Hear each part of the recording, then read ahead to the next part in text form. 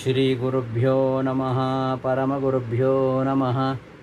ಶ್ರೀಮದಾನಂದತೀರ್ಥಭಗವತ್ಪಾದಾಚಾರ್ಯಗುರುಭ್ಯೋ ನಮಃ.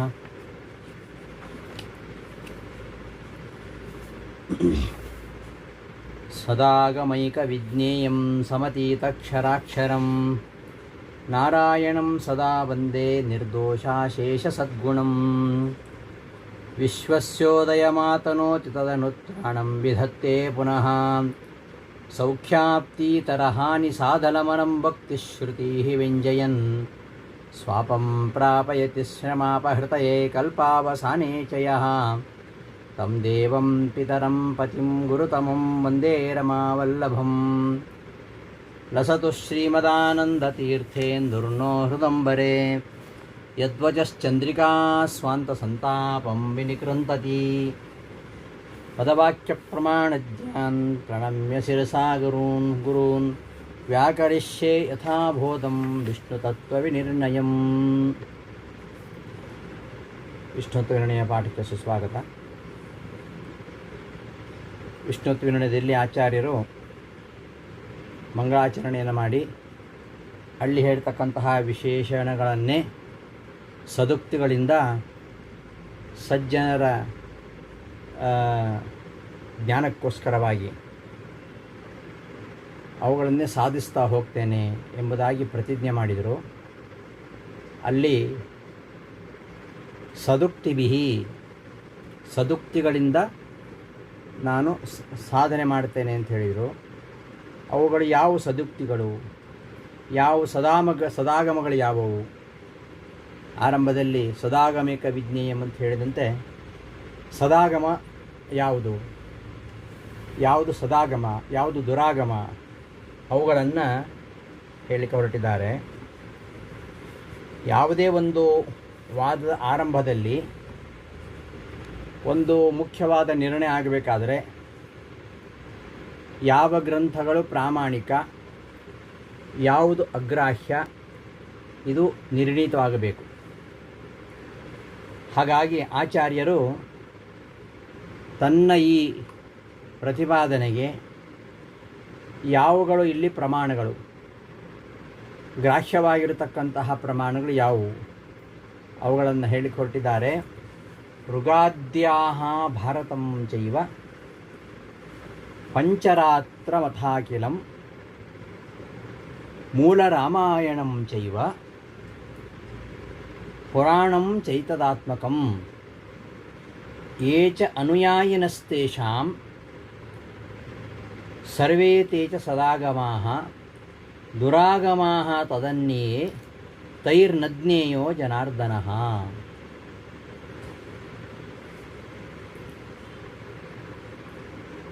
ಋಗಾದ್ಯಃ ಋಗ್ವೇದ ಮುಂತಾದ 4 ವೇದಗಳು, ಭಾರತ ಅಂದರೆ ಮಹಾಭಾರತ, ಪಂಚರಾತ್ರ ಸಂಪೂರ್ಣ ಪಂಚರಾತ್ರ, ಅಖಿಲಂ ಪಂಚರಾತ್ರಂ ಸಂಪೂರ್ಣ ಪಂಚರಾತ್ರ, ಮತ್ತು ಮೂಲ ರಾಮಾಯಣ, ಆಮೇಲೆ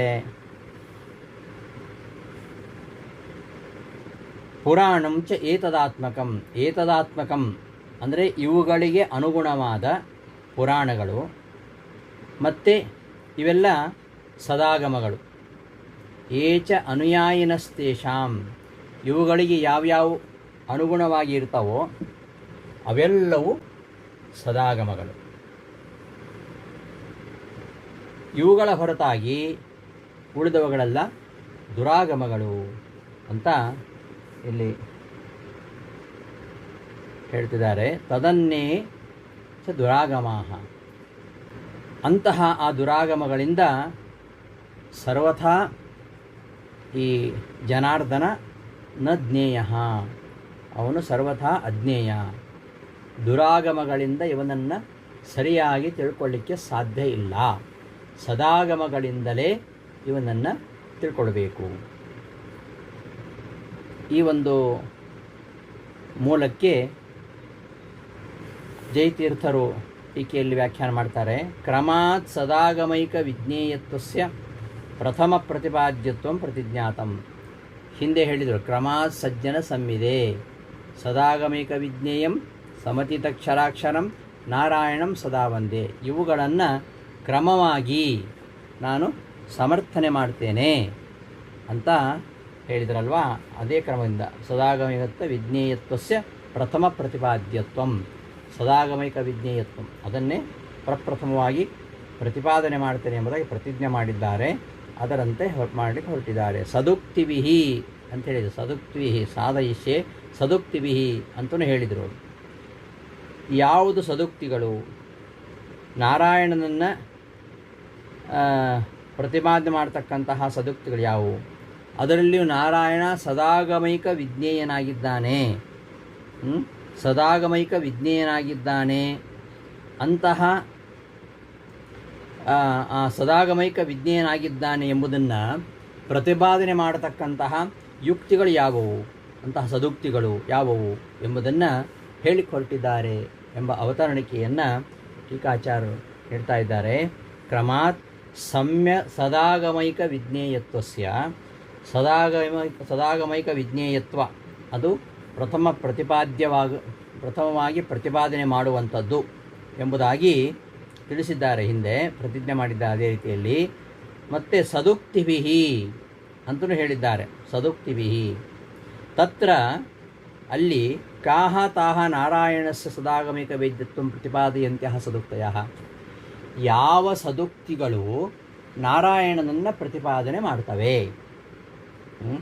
ನಾರಾಯಣಸ್ಯ ಸದಾಗಮೈಕ ವೇದ್ಯತ್ವಂ, ನಾರಾಯಣನು ಸದಾಗಮಗಳಿಂದಲೇ ಅವನು ವೇದ್ಯನಾಗಿದ್ದಾನೆ ಎಂಬುದನ್ನು ಪ್ರತಿಪಾದನೆ ಮಾಡತಕ್ಕಂತಹ ಸದುಕ್ತಯ ಕಾಹ, ಸದುಕ್ತಿಗಳು ಯಾವುವು ಇತ್ಯತಃ ಆಹ. ಅದನ್ನು ಇಲ್ಲಿ ಹೇಳ್ತಾ ಇದ್ದಾರೆ. ಋಗಾದ್ಯಾಹ ಇತಿ, ಋಗಾದ್ಯಾಹ ವೇದಾಹ, ಋಕ್ ಮೊದಲಾದ ವೇದಗಳು.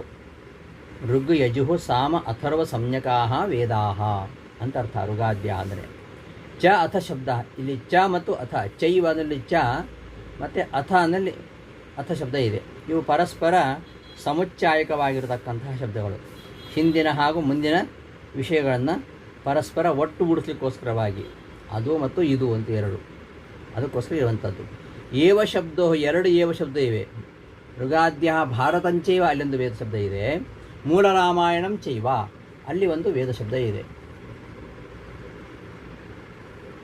ಆ ವೇದ ಶಬ್ದ ಏವ ಶಬ್ದ ಎರಡಿವೆಯಲ್ಲ, ಆ ಎರಡು ಏವ ಶಬ್ದಗಳು ಆ ಶಬ್ದಗಳಾದರೂ ಅವುಗಳೇ ಸದಾಗಮಗಳು, ಅವುಗಳಿಂದ ಭಿನ್ನವಾಗಿರತಕ್ಕಂಥವು ಸದಾಗಮಗಳಲ್ಲ ಎಂಬುದನ್ನು ತಿಳಿಸ್ಲಿಕ್ಕೋಸ್ಕರವಾಗಿ ಹೇಳಿದ್ದು ಅಂತ. ಎರಡು ಏವಕಾರಗಳನ್ನು ಹೇಳಿದ್ದು ಯಾಕೆ ಅಂತಂದರೆ, ಅವುಗಳೇ ಸದಾಗಮಗಳು, ಅವುಗಳಿಂದ ಯಾವ ಭಿನ್ನವಾಗಿದವೋ ಋಗಾದ್ಯಾಹ, ಋಗ್ವೇದ ಮೊದಲಾದವುಗಳು ಸದಾಗಮಗಳು, ಅವುಗಳಿಂದ ಭಿನ್ನವಾಗಿರತಕ್ಕಂತಹ ಏನಿವೆ ಅವು ಸದಾಗಮಗಳ ಅಲ್ಲ ಅಂತ, ಅವೆಲ್ಲ ದುರಾಗಮಗಳು ಅಂತ ಏವ ಶಬ್ದ ಎರಡು ಸಲ ಹೇಳಿದ್ದಕ್ಕೆ ಅದು ಕೃತ್ಯ. ಅಥವಾ ಇನ್ನೊಂದು ಕೃತ್ಯ, ಅಂತಹ ದುರಾಗಮಗಳಿಂದ ಇವನು ವೇದ್ಯನೇ ಜ್ಞೇಯನೇ ಅಲ್ಲ. ನ ಜ್ಞೇಯ ಏವ, ಅಲ್ಲಿಗೆ ಅನ್ವಯ ಇಟ್ಕೊಳ್ಳೋದು. ನ ಜ್ಞೇಯ ಏವ, ಇವನು ಅವನಿಂದ ದುರಾಗಮಗಳಿಂದ ಜ್ಞೇಯನೇ ಅಲ್ಲ ಅಂತ ಏವ ಶಬ್ದವನ್ನು ಅಲ್ಲಿ ಕೂಡ ಅನ್ವಯ ಮಾಡ್ಕೋಬೋದು. ಇದಕ್ಕೋಸ್ಕರವಾಗಿ ಅಲ್ಲಿ ಎರಡು ಏವ ಶಬ್ದಗಳನ್ನು ಹಾಕಿದ್ದಾರೆ. ಒಂದು ಸದಾಗಮಗಳಿಂದಲೇ ಇವನು ಜ್ಞೇಯ, ಇನ್ನೊಂದು ದುರಾಗಮಗಳಿಂದ ಜ್ಞೇಯನು ಅಲ್ಲವೇ ಅಲ್ಲ ಅಂತ ತಿಳಿಸೋಕ್ಕೋಸ್ಕರವಾಗಿ ಅಲ್ಲೊಂದು ಏವ ಶಬ್ದ, ಇಲ್ಲೊಂದು ಏವ ಶಬ್ದ, ಎರಡು ಏವ ಶಬ್ದಗಳನ್ನು ಹೇಳಿದ್ದಾರೆ ಅಂತ.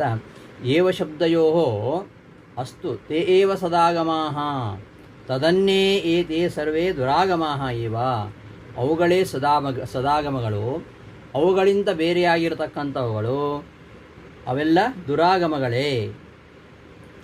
ಏವ ಇತಿವಾ ಒಂದು ಅರ್ಥ ಹಾಗೆ. ಅಥವಾ ಇನ್ನೊಂದು ರೀತಿಯಲ್ಲಿ ಏವ ಶಬ್ದ ಎರಡು ಬಾರಿ ಹೇಳಿದ್ದಕ್ಕೆ ಇನ್ನೊಂದು ರೀತಿ ವ್ಯಾಖ್ಯಾನ, ತೈಹಿ ನೈವ ಜ್ಞೇಯ ಏತೈರೇವ ಜ್ಞೇಯ. ತೈಹಿ ನೈವ ಜ್ಞೇಯ ಏವ ಶಬ್ದ ಅಲ್ಲಿ ಇಟ್ಕೋಬೇಕು. ಅವುಗಳಿಂದ ದುರಾಗಮಗಳಿಂದ ಇವನು ವೇದ್ಯನೇ ಅಲ್ಲ. ಏತೈರೇವ ಈ ಸದಾಗಮಗಳಿಂದಲೇ ಅವನು ಜ್ಞೇಯನಾಗಿದ್ದಾನೆ ಅಂತ ಇದರ ಅರ್ಥ. ಇವಾ ಸಂಬಂಧ ಪಂಚರಾತ್ರಗತಾನಾಂ ಜನನಾದಿವಾಚ್ಯನಾಂ ಕೇಷಾಂಚಿದಪಿ ವಾಕ್ಯಾನಾಂ ಅಪ್ರಾಮಾಣ್ಯಂ ಕಿಂಚಿತ್ ಆಚಕ್ಷ್ಯತೆ ತನ್ನಿರಾಸಾರ್ಥಮಖಿಲಮಿತ್ಯುಕ್ತಂ. ಇಲ್ಲಿ ಋಗಾದ್ಯ ಭಾರತಂ ಚೈವ ಪಂಚರಾತ್ರಂ ಅಷ್ಟೇ ಹೇಳ್ಬೋದು. ಅಖಿಲಂ ಪಂಚರಾತ್ರಂ ಅಂತ ಹೇಳಿದ್ದು ಯಾಕೆ ಅಂದರೆ ಕೆಲವರಿಗೆ ಅಖಿಲ ಪಂಚರಾತ್ರದ ಬಗ್ಗೆ ಪ್ರಾಮಾಣ್ಯ ಬುದ್ಧಿ ಇಲ್ಲ. ಯಾಕಂದರೆ ಪಂಚರಾತ್ರದಲ್ಲಿ ಕೆಲವು ಈ ಜೀವ ಜನನಾದಿ ವಾಚಿಯಾಗಿರತಕ್ಕಂತಹ ಕೆಲವು ವಾಕ್ಯಗಳಿವೆ. ಅಂತಹ ವಾಕ್ಯಗಳಿಗೆ ಅಪ್ರಾಮಾಣ್ಯವನ್ನು ಕೆಲವರು ಹೇಳ್ತಾರೆ. ಜೀವಿಗಳಿಗೆ ಜನನ ಇದೆ ಅಂತ ಹೇಳ್ತಕ್ಕಂತಹ ಪಂಚರಾತ್ರ ಆಗಮದ ಕೆಲವು ವಾಕ್ಯಗಳಿಗೆ ಅಪ್ರಾಮಾಣ್ಯವನ್ನು ಹೇಳ್ತಾರೆ. ಅದನ್ನು ನಿರಾಕರಣೆ ಮಾಡಲಿಕ್ಕೋಸ್ಕರವಾಗಿ ಪೂರ್ತಿ ಪಂಚರಾತ್ರವು ಕೂಡ ಪ್ರಮಾಣಬದ್ಧವಾಗಿರುವಂಥದ್ದು. ಅಲ್ಲಿ ಹೇಳ್ತಕ್ಕಂತಹ ಯಾವುದೇ ವಾಕ್ಯವು ಕೂಡ ಅಪ್ರಮಾಣ ಅಲ್ಲ ಅಂತ ತಿಳಿಸ್ಲಿಕ್ಕೋಸ್ಕರವಾಗಿ ಅಖಿಲಂ ಪಂಚರಾತ್ರಂ ಅಂತ ಹೇಳಿದ್ದು. ಇನ್ನು ಪುರಾಣಂಚ ಏತದಾತ್ಮಕಂ ಪುರಾಣಂ. ಏತದಾತ್ಮಕಂ ಅಂದರೆ ಎಲ್ಲ ಪುರಾಣಗಳು ಸದುಕ್ತಿಗಳಲ್ಲ, ಎಲ್ಲ ಪುರಾಣಗಳು ಸದಾಗಮಗಳಲ್ಲ, ಎಲ್ಲ ಪುರಾಣಗಳು ಸದುಕ್ತಿಗಳಲ್ಲ. ಯಾಕೆ ಅಂದರೆ ಕೆಲವು ಪುರಾಣಗಳು ಮೋಹಶಾಸ್ತ್ರ, ಮೋಹನಕ್ಕೋಸ್ಕರವಾಗಿ ರಚಿತವಾಗಿರುವಂಥದ್ದು. ಆದ್ದರಿಂದ ಏತದಾತ್ಮಕಂ ಅಂದರೆ ಇವುಗಳಿಗೆ ಅನುಗುಣವಾಗಿರತಕ್ಕಂತಹ ಪುರಾಣಗಳು. ಈ ಋಗಾದಿ ವೇದಗಳು, ಭಾರತ, ಪಂಚರಾತ್ರ, ಮೂಲರಾಮಾಯಣ ಇವುಗಳಿಗೆ ಅನುಗುಣವಾಗಿರತಕ್ಕಂತಹ ಪುರಾಣಗಳು ಮಾತ್ರ ಸದುಕ್ತಿಗಳು. ಏಚ ಅಲ್ಲದೆ ಇವುಗಳಲ್ಲದೆ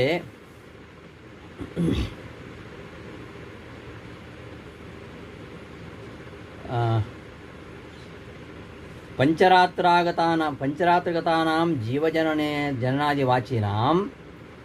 ಜೀವಜನನಾದಿ ವಾಚಿ ಆಗಿರತಕ್ಕಂತಹ ಪಂಚರಾತ್ರದಲ್ಲಿರ್ತಕ್ಕಂಥ ಕೆಲವು ಮಾತುಗಳಿಗೆ ಅಪ್ರಾಮಾಣ್ಯವನ್ನು ಕೆಲವರು ಹೇಳ್ತಾರೆ. ತನ್ನಿರಾಸಾರ್ಥಂ ಅದನ್ನು ನಿರಾಕರಣೆ ಮಾಡಲಿಕ್ಕೋಸ್ಕರವಾಗಿ ಇಲ್ಲಿ ಅಖಿಲಂ ಇತ್ಯುಕ್ತಂ ಅಖಿಲ ಶಬ್ದವನ್ನು ಹೇಳಿತು. ಹಾಗೆ ಏತದಾತ್ಮಕಂ ಅಂದರೆ ಋಗಾದಿಗಳಿಗೆ ಅನುಕೂಲವಾಗಿರ್ತಕ್ಕಂಥದ್ದು. ಯೇಷಾಂ ಏಚ ಅನುಯಾಯಿನಸ್ತು ಯೇಷಾಂ ಸರ್ವೇ ಇತಿ ಸದಾಗಮಃ. ಯೇಷಾಂ ಯೇ ಅನುಯಾಯಿನಃ, ಯೇಷಾಂ ಅಂದರೆ ಈ ಋಗಾದಿಗಳಿಗೆ ಯೇ ಅನುಯಾಯಿನಃ ಯಾವುಗಳು ಅನುಕೂಲವಾಗಿರತಕ್ಕಂತಹ ಗ್ರಂಥಗಳಿವೆಯೋ, ಮನ್ವಾದ್ಯಾಹ ಮನು ಮೊದಲಾದವುಗಳು, ಮನುಸ್ಮೃತಿ ಮೊದಲಾದವುಗಳು, ತು ಶಬ್ದ ವಿಶೇಷಣಾರ್ಥ. ಅಲ್ಲಿ ಅನುಯಾಯಿನಸ್ತು ಅಂತ ತು ಶಬ್ದ ಇದೆ. ತು ಶಬ್ದಕ್ಕೆ ವಿಶೇಷಣ ಅಂತ ಅರ್ಥ. ತದನ್ನೇ ಅದಕ್ಕಿಂತ ಬೇರೆ ಆಗಿರತಕ್ಕಂತಹ ಅಂದರೆ ತದ್ವಿರುದ್ಧವಾಗಿರತಕ್ಕಂತಹ ಮತ್ತು ತದುದಾಸೀನಾಶ್ಚ ಅಂದರೆ ಆ ವಿಷಯಗಳನ್ನು ಹೇಳುವುದರಲ್ಲಿ ಉದಾಸೀನವಾಗಿರತಕ್ಕಂಥವುಗಳು, ಆ ವಿಷಯಗಳನ್ನು ಹೇಳುವುದಿಲ್ಲವು, ಅದನ್ನು ಹೇಳುವುದರಲ್ಲಿ ಅವುಗಳು ತಟಸ್ಥವಾಗಿರ್ತವೆ. ಒಂದು ವಿರುದ್ಧವಾಗಿರುವಂಥದ್ದು ಅಥವಾ ಅದರಲ್ಲಿ ಅನಾದರವನ್ನು ಹೊಂದಿರುವಂಥದ್ದು ಅಂಥವುಗಳು ಯಾವತ್ತು ಸದಾಗಮಗಳ ಅಲ್ಲ. ಕೇವಲ ಯಾವ ಋಗಾದಿ ವೇದಗಳಿಗೆ ಯಾವ ಅನುಯಾಯಿಗಳಾಗಿದ್ದಾವೋ ಅವುಗಳು ಮಾತ್ರ ಇಲ್ಲಿ ಸದಾಗಮಗಳು, ಉಳಿದೆಲ್ಲ ಅಲ್ಲ. ತದನ್ನೇ ತದ್ವಿರುದ್ಧ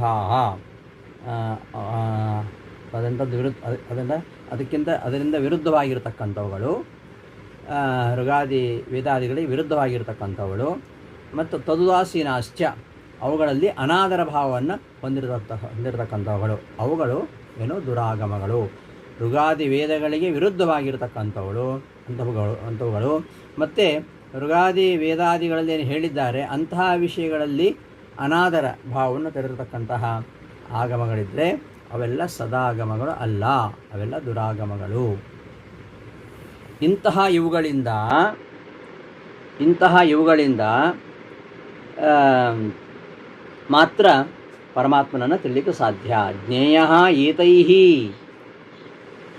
ಇಂತಹ ಸದಾಗಮಗಳಿಂದ ಮಾತ್ರ ಭಗವಂತನ ತಿಳಿಲಿಕ್ಕೆ ಸಾಧ್ಯ.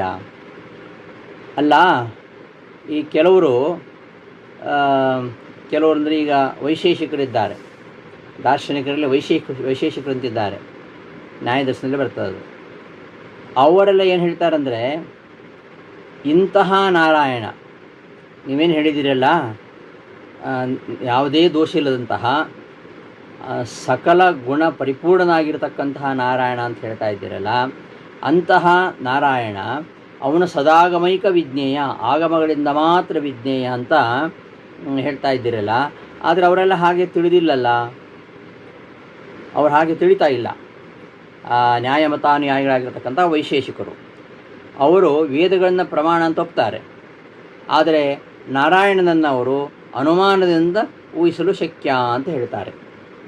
ಅಂಕುರಾಜಿಕಂ ಸಕರ್ತೃಕಂ ಕಾರ್ಯತ್ವಾತ್ ಅಂತ ಅನುಮಾನ ಮೂಲಕವಾಗಿ ಈ ಅಂಕುರಾದಿಗಳು ಏನು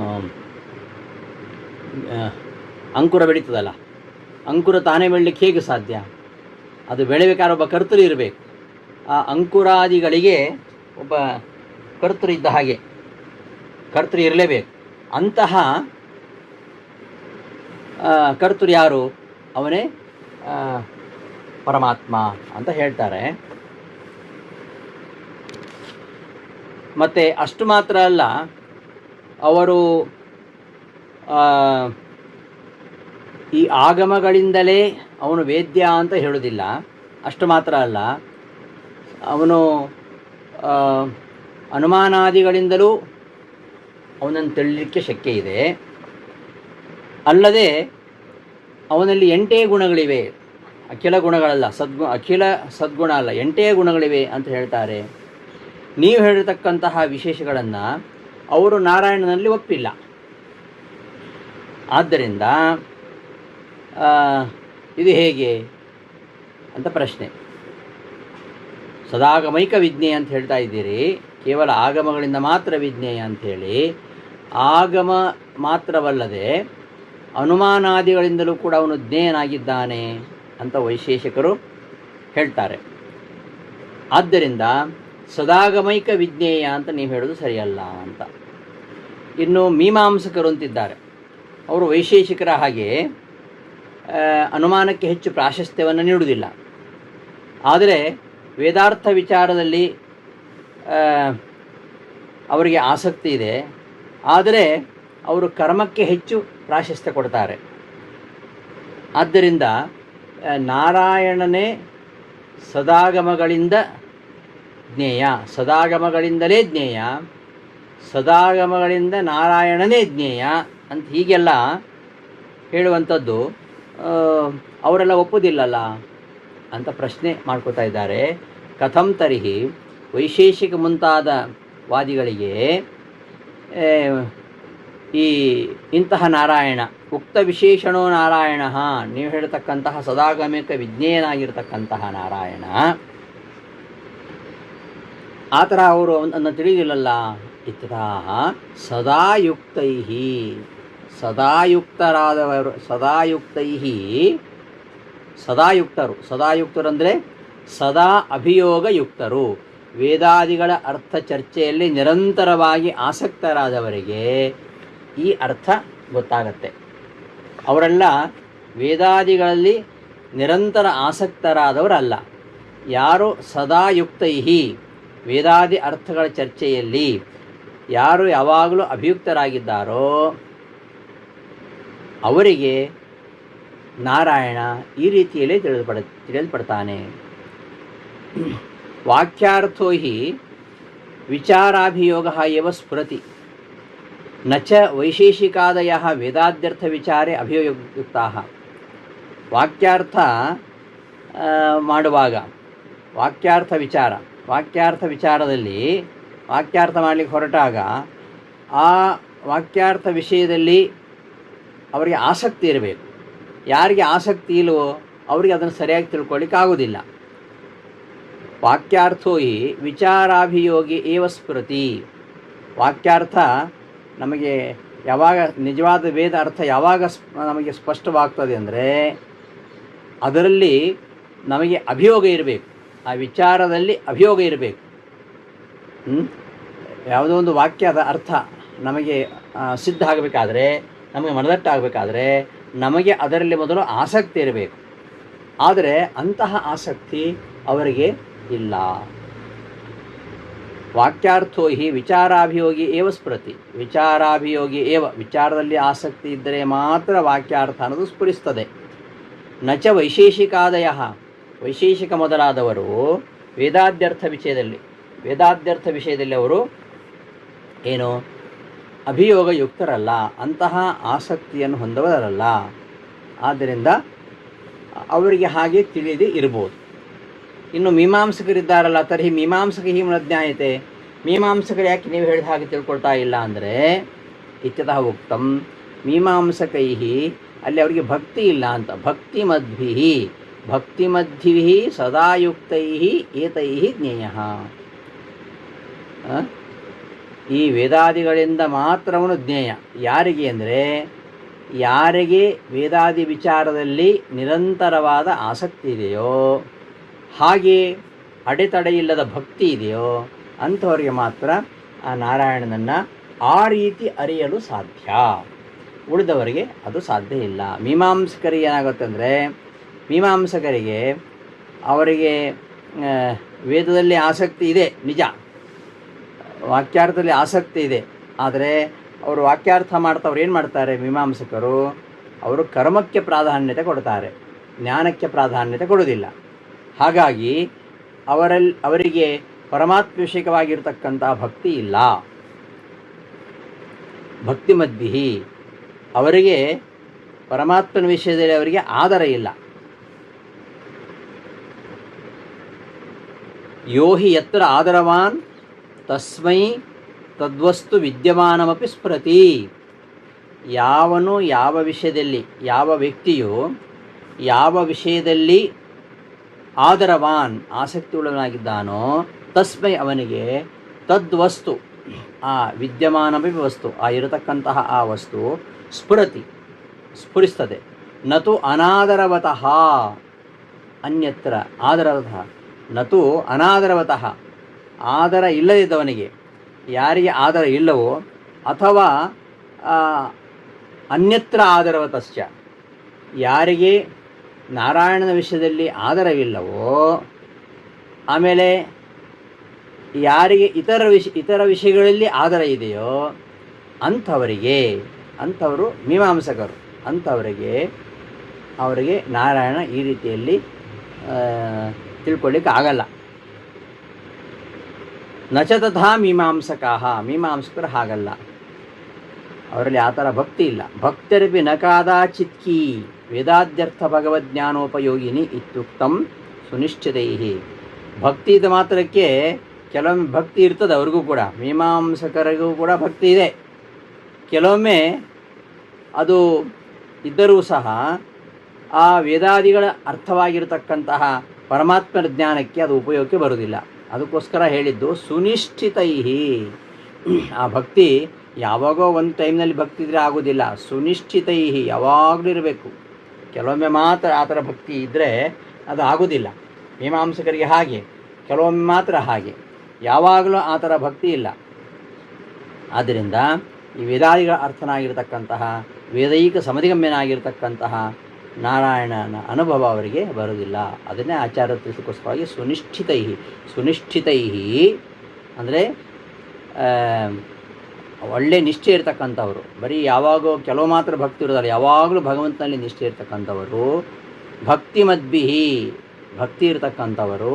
ಸದಾ ಯುಕ್ತೈ ವಾಕ್ಯಾರ್ಥ ವಿಚಾರದಲ್ಲಿ ಸದಾ ಆಸಕ್ತಿ ಇರೋರು. ಇಂಥವ್ರಿಗೆ ಮಾತ್ರ ಇಂತಹ ಸದಾಗಮಗಳಿಂದ ಪರಮಾತ್ಮ ಈ ರೀತಿಯಲ್ಲಿ ಆಚಾರ್ಯ ಹೇಳಿದ್ದಾರಲ್ಲ, ಸದಾಗಮೈಕ ವಿಜ್ಞೇಯನಾಗಿದ್ದಾನೆ ಅಂತೇನು ಹೇಳಿದ್ದಾರೆ, ಅದೇ ರೀತಿಯಲ್ಲಿ ಅವರಿಗೆ ಅವನು ತಿಳಿಯಲ್ಪಡ್ತಾನೆ.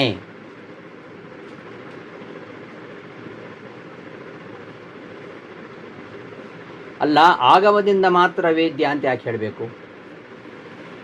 ಏತೈರೇವ, ಇಂತಹ ಸದಾಗಮಗಳಿಂದಲೇ ಅವನು ಜ್ಞೇಯ, ಬೇರೆ ಯಾವುದರಿಂದಲೂ ಅವನು ಜ್ಞೇಯನಲ್ಲ.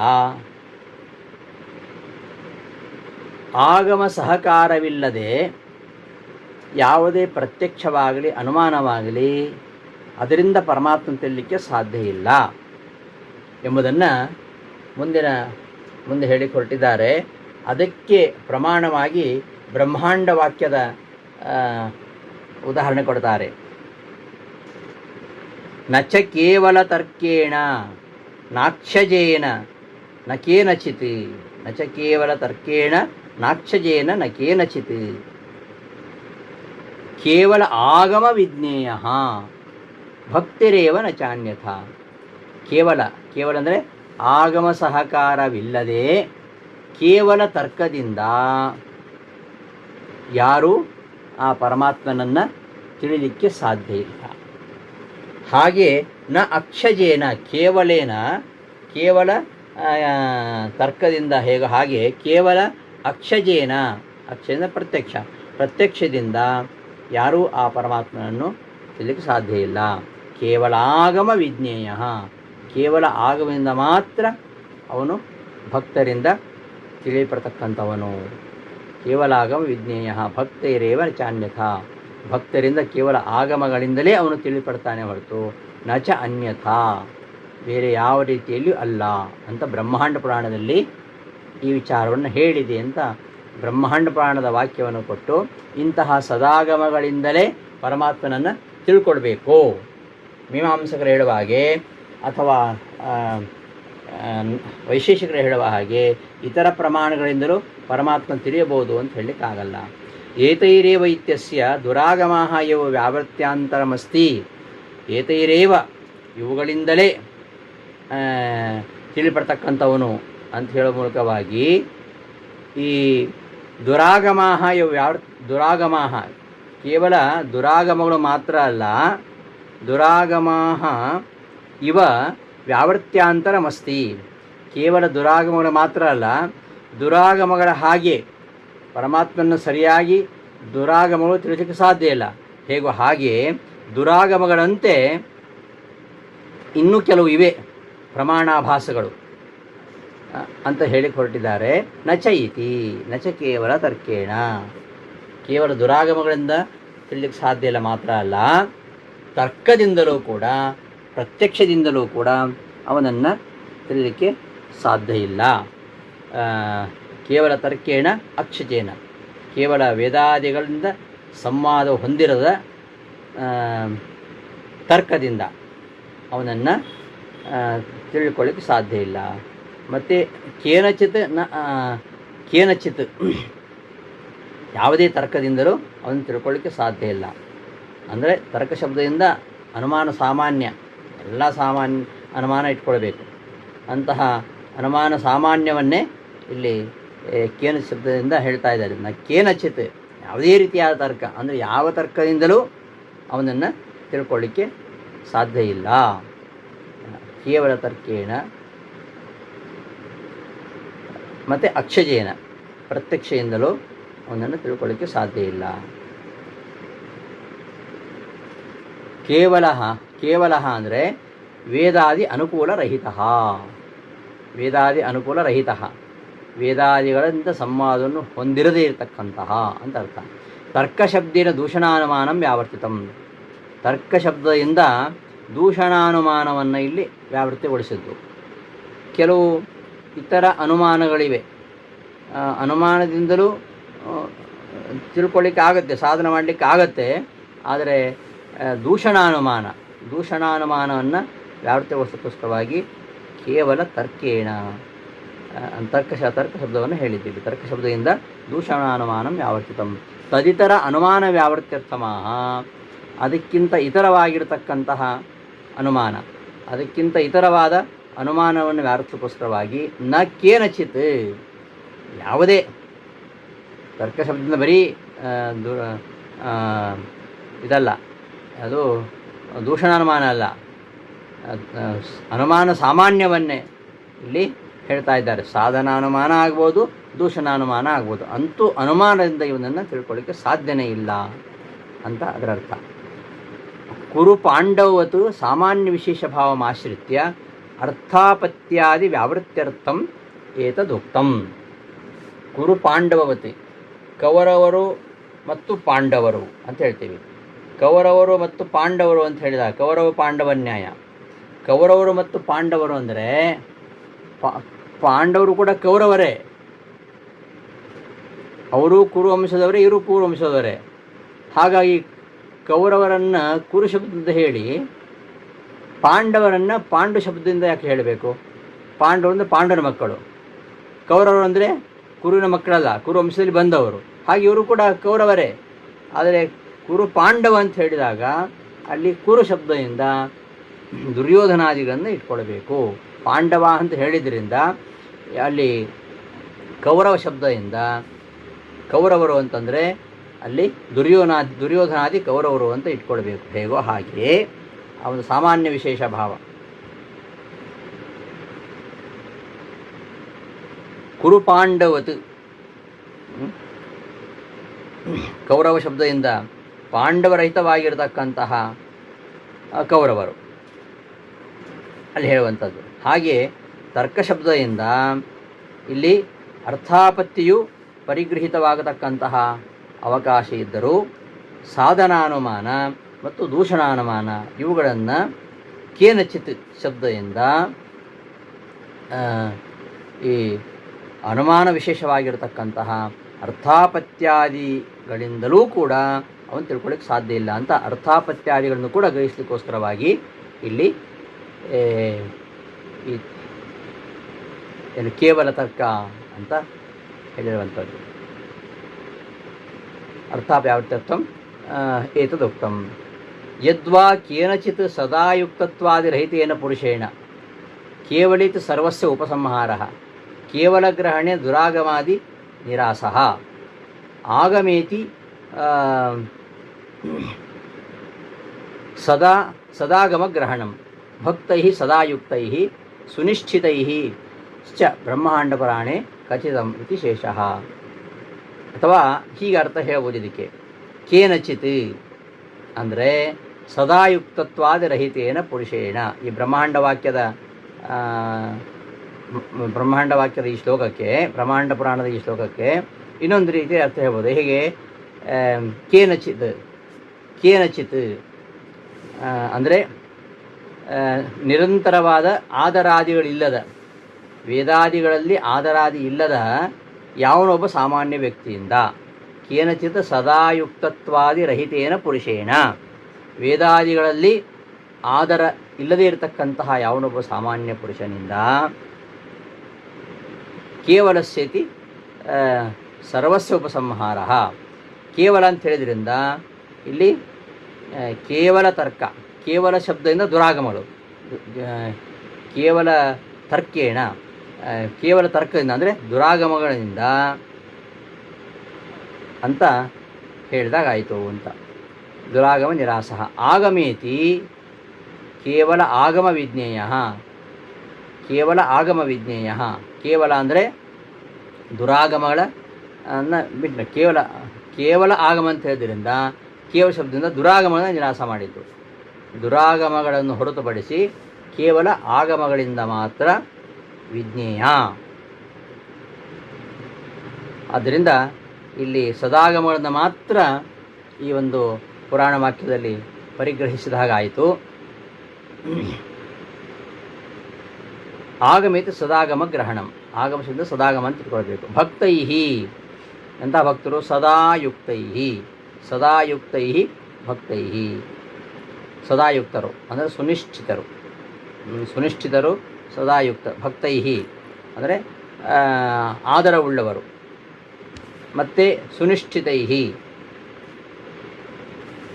ಒಳ್ಳೆ ನಿಷ್ಠೆ ಇರ್ತಕ್ಕಂಥವ್ರು. ಕೇವಲ ಯಾವ ಒಂದು ಸಮಯದಲ್ಲಿ ಭಕ್ತಿ ಮಾಡ್ತಕ್ಕಂಥವರಲ್ಲ, ನಿರಂತರವಾಗಿ ಭಕ್ತಿ ಇರತಕ್ಕಂಥವರು ಅಂತ. ಸದಾ ಅವರು ವೇದಾಧ್ಯರ್ಥ ವಿಚಾರದಲ್ಲಿ ಸದಭಿರುಚಿಯುಳ್ಳವರಾಗಿರಬೇಕು. ಆಮೇಲೆ ಸದಾ ಅವರು ನಿರತರಾಗಿರಬೇಕು. ಇಂಥವರಿಂದ ಮಾತ್ರ ಪರಮಾತ್ಮ ತಿಳಿಲಿಕ್ಕೆ ಸಾಧ್ಯ, ಬೇರೆ ಯಾರಿಂದಲೂ ತಿಳಿಲಿಕ್ಕೆ ಸಾಧ್ಯ ಇಲ್ಲ ಅಂತ ಈ ಒಂದು ಶ್ಲೋಕದ ಅರ್ಥ ಅಂತ ಹೇಳ್ತಾ, ಇನ್ನು ಮುಂದೆ ಈ ಸದಾಗಮನ ಬಗ್ಗೆ ಹೇಳ್ತಾ ಹೋಗ್ತಾರೆ. ಸದಾಗಮಗಳಿಂದಲೇ ಪರಮಾತ್ಮ ತಿಳಿಬೇಕೆ ಹೊರತು ಇನ್ಯಾವುದೂ ಅವನನ್ನು ತಿಳ್ಕೊಳ್ಳಿಕ್ಕೆ ಸಾಧ್ಯ ಇಲ್ಲ ಎಂಬ ವಿಚಾರವನ್ನೇ ಮುಂದಿನ ಮೂಲಗಳಲ್ಲಿ ನಿರೂಪಣೆ ಮಾಡ್ತಾ ಹೋಗ್ತಾರೆ. ಆ ವಿಚಾರವನ್ನು ನಾವು ಮುಂದಿನ ಪಾಠದಲ್ಲಿ ನೋಡೋಣ ಅಂತ ಹೇಳ್ತಾ ಇಂದಿನ ಪಾಠವನ್ನು ಸಮಾಪ್ತಿಗೊಳಿಸ್ತೀನಿ. ಶ್ರೀಕೃಷ್ಣ ಅರ್ಪಣಮಸ್ತು. ಧನ್ಯವಾದಗಳು.